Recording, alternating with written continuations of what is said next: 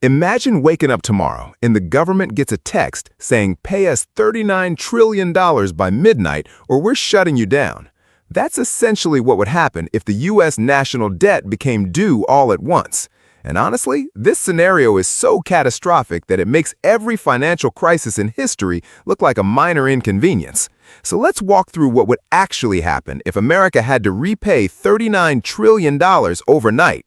Because understanding this is the key to understanding why our entire financial system is basically held together with duct tape and prayer. First, let's put $39 trillion into perspective, because numbers this big stop meaning anything after a while. If you earned $100,000 every single day, not per year, but per day, and you worked for 365 days straight without taking a day off, it would take you over 1 million years to earn $39 trillion. That's not a metaphor. That's literally longer than humans have been using written language. The U.S. economy generates about $27 trillion in GDP annually, so we're talking about asking a country to pay roughly 1.5 times its entire yearly economic output in 24 hours. It's impossible. It's so impossible that it stops being a financial problem and becomes a reality problem. But let's say somehow, magically, the U.S. government decides to actually try. What happens? The first thing they do is liquidate literally everything, and I mean everything. They'd sell every government building, every military base, every national park. The Statue of Liberty? Sold. The White House? Going on auction. Yellowstone? Gone. You'd have foreign investors swooping in like vultures, buying up the literal infrastructure of the country. But even if they could magically sell every single tangible asset owned by the U.S. government, which economists estimate at around $18 trillion at most, they'd still be $21 trillion short. We're not even halfway there, and the government is bankrupt. So they'd have to print money, right? Print $39 trillion in new cash and solve the problem. Well, that's where it gets really ugly. Remember how inflation happened in 2021, 2022? That was caused by, among other things, the Federal Reserve printing about $4 trillion in new money. Prices went insane. A dozen eggs became $4. A single coffee was $6. Your rent went up 20%. Now imagine printing 10 times that amount in 24 hours. We're not talking about inflation anymore. We're talking about hyperinflation, the kind where a dollar bill becomes worth less than the paper it's printed on. Countries that have experienced hyperinflation are absolute cautionary tales. In Venezuela, people had to carry stacks of cash just to buy groceries. In Zimbabwe, they literally abandoned their own currency because it became worthless. In 2023, a loaf of bread in Turkey cost the equivalent of $1.50, but it only took a few months for that to jump to $3, then $5. That's what happens when you flood the market with currency. You're not creating wealth, you're erasing it. Your savings account? Wiped out. Your salary? Suddenly worth a tenth of what you thought. The middle class essentially evaporates overnight because the value of money becomes the value of a joke. And here's the thing, it wouldn't just be Americans suffering. The US dollar is the global reserve currency, meaning China holds dollars, Europe holds dollars. Everyone everywhere holds dollars because they're safe and stable. If America printed $39 trillion overnight, those foreign governments would watch their dollar reserves become toilet paper.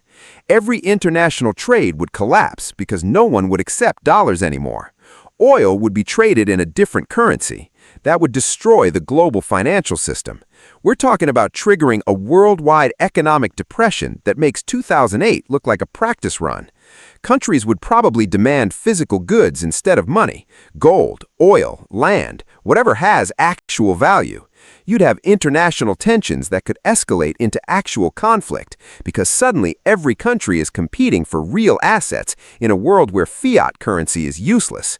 But wait, it actually gets worse because we haven't talked about what happens to ordinary Americans. Remember those government benefits you might depend on? Social Security, Medicare, Medicaid? Gone. Not because the government doesn't want to pay, because they can't. They'd be focused entirely on that $39 trillion debt. Schools wouldn't be funded, roads wouldn't be maintained, the military would collapse. Literally overnight, every single government service stops. And that's when society starts breaking down in really scary ways. Emergency services get stretched thin. Police can't be paid, so crime explodes. Hospitals can't afford supplies. Airports shut down. Supply chains shatter because businesses can't function without government infrastructure. You start seeing looting, riots, genuine social chaos. I'm not being dramatic. This is what actually happened in countries during economic collapse. Argentina in 2001 had massive riots when their economy imploded.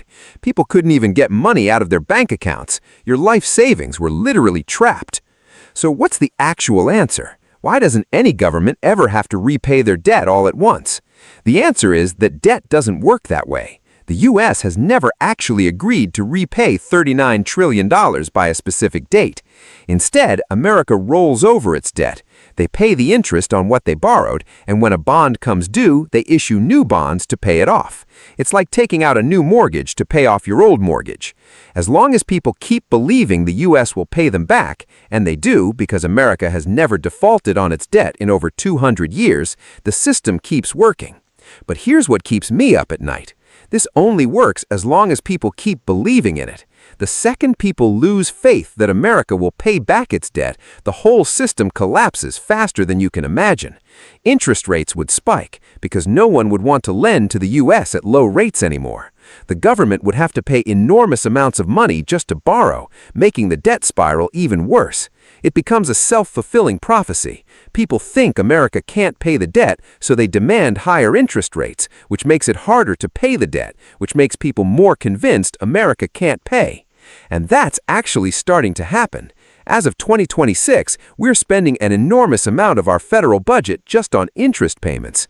We're talking hundreds of billions of dollars every single year, money that could go to infrastructure, education, healthcare, but instead goes to bondholders. Every year, the debt gets bigger, and every year, the interest payments get bigger, and it's becoming a genuine problem. So, what should you actually do with this information? First, understand that your personal finances work differently than government finances. Governments can print money and run deficits. You can't. If you're carrying debt, you need to take it seriously in a way the government doesn't have to. Build an emergency fund, pay down high-interest debt, and don't rely on the hope that things will magically work out. Second, realize that economic systems are built on belief and stability. The moment people stop believing in something, a currency, a market, a company, it can collapse shockingly fast. Diversify your assets. Don't keep everything in dollars or stocks or real estate. Have some gold, some international investments, something that holds value independent of what the government does. And third, and most importantly, understand what's actually happening with the national debt. It's not some abstract number. It affects inflation, interest rates, your job security, and your future. Politicians love to ignore it because dealing with it requires making hard choices, raising taxes, cutting spending, or both, and nobody wins an election doing that. But it's your money, your future, and your retirement that's at stake. The United States probably won't have to repay $39 trillion overnight. The system will likely muddle through, rolling over debt and hoping for growth. But at some point, something has to give. Either America gets serious about its finances, or the dollar loses its status as the world's reserve currency, or we experience a genuine crisis that forces change.